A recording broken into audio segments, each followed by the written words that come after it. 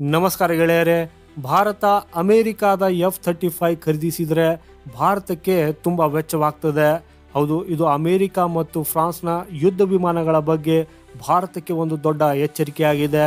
Prawns ಅಮೆರಿಕಾದ F-35 ಖರೀದಿಸುವುದು ಭಾರತಕ್ಕೆ ಅಷ್ಟು ಸುಲಭವಲ್ಲ ಅನ್ನೋದನ್ನು ಹೇಳಿದೆ. ಈಗ ಪ್ರಶ್ನೆ ಏನಂದರೆ, ಅಮೆರಿಕ ಅಧ್ಯಕ್ಷ ಟ್ರಂಪ್ ತಮ್ಮ 5th ಜನರೇಷನ್ನ ಯುದ್ಧ ವಿಮಾನವನ್ನು ಭಾರತಕ್ಕೆ ನೀಡುವ ಬಗ್ಗೆ ಮಾತಾಡಿದಾಗ ಅಮೆರಿಕಾದ ಈ ಯುದ್ಧ ವಿಮಾನವನ್ನು ಭಾರತ ಖರೀದಿಸುವುದು ಸುಲಭವಲ್ಲ ಅನ್ನೋದನ್ನು ಫ್ರಾನ್ಸ್ ಯಾಕೆ ಹೇಳ್ತಾ ಇದೆ?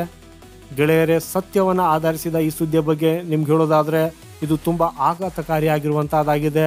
ನಿಮಗೊಂದು ಸರಳವಾದ ಉದಾಹರಣೆ ಮೂಲಕ ಹೇಳುವುದಾದರೆ, ಒಂದು ಮಗುವಿಗೆ ಜನ್ಮ ನೀಡುವುದು ಸುಲಭ, ಆದರೆ ಆ ಮಗುವನ್ನು ಬೆಳೆಸೋದಕ್ಕೆ ಸಾಕಷ್ಟು ಶ್ರಮ ಬೇಕಾಗ್ತದೆ. ಹಾಗೆಯೇ ಅಮೆರಿಕಾದ F-35ನ ವೆಚ್ಚದಲ್ಲೂ ಕೂಡ ಕೆಲವು ಈ ರೀತಿಯಲ್ಲೇ ಇದೆ. ಈ ಅಮೆರಿಕಾದ ಫೈಟರ್ ಜೆಟ್ನ 1 ಗಂಟೆಯ ಹಾರಾಟದ ವೆಚ್ಚವು ಭಾರತೀಯ ವಾಯುಪಡೆಯ ಸಂಪೂರ್ಣ ಬಜೆಟನ್ನು ಅಲುಗಾಡಿಸುತ್ತದೆ. ಸೊ ಬನ್ನಿ ಗೆಳೆಯರು, ಈ ವೆಚ್ಚದ ಬಗ್ಗೆ ಕೆಲವು ಸಾಮಾನ್ಯ ಮಾಹಿತಿಯನ್ನು ನಿಮ್ಗೆ ಹೇಳೋದಾದರೆ, ಅಮೆರಿಕನ್ ಕಂಪನಿ ಲಾಕ್ಹೀಡ್ ಮಾರ್ಟಿನ್ ಪ್ರಕಾರ 2023ರ ಮೊದಲು ಅಮೆರಿಕನ್ F-35ನು ಕೇವಲ 1 ಗಂಟೆ ಹಾರಿಸುವುದಕ್ಕಾಗಿ $33,000 ರಿಂದ $35,000 ಖರ್ಚು ಮಾಡಿತ್ತು. ಅಂದರೆ 1 ಗಂಟೆಯ ಸಾಮಾನ್ಯ ವೆಚ್ಚ $33,000 ಆಗಿದೆ.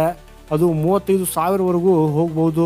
ಹಾಗೂ ಇದು ಕೇವಲ ಒಂದು ಫೈಟರ್ ಜೆಟ್ನ 1 ಗಂಟೆಯ ಹಾರಾಟದ ವೆಚ್ಚವಾಗಿದೆ. ಆದರೆ ಫ್ರಾನ್ಸ್ನ ರಾಫೆಲ್ನ 1 ಗಂಟೆಯ ಹಾರಾಟದ ವೆಚ್ಚ ಸುಮಾರು $16,000 ಆಗಿದೆ.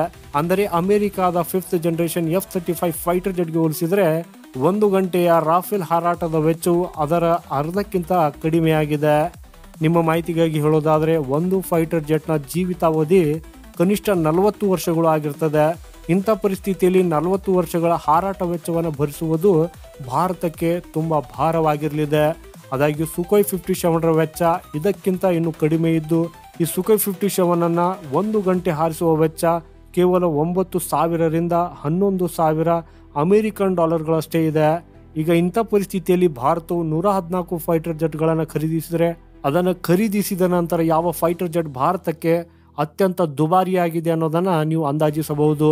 ಆದಾಗ್ಯೂ ಈ ಫ್ರಾನ್ಸ್ ತನ್ನ ರಾಫೆಲ್ 5th ಜನರೇಷನ್ ಅಲ್ಲ ಅಂತ ಹೇಳಿದ್ದು, ಮುಖ್ಯವಾಗಿ ಅದರ ಯುದ್ಧ ಸಾಮರ್ಥ್ಯ 5th ಜನರೇಷನ್ಗಿಂತ ಕಡಿಮೆ ಏನೂ ಇಲ್ಲ ಅನ್ನೋದನ್ನು ಹೇಳಿಕೊಂಡಿದೆ.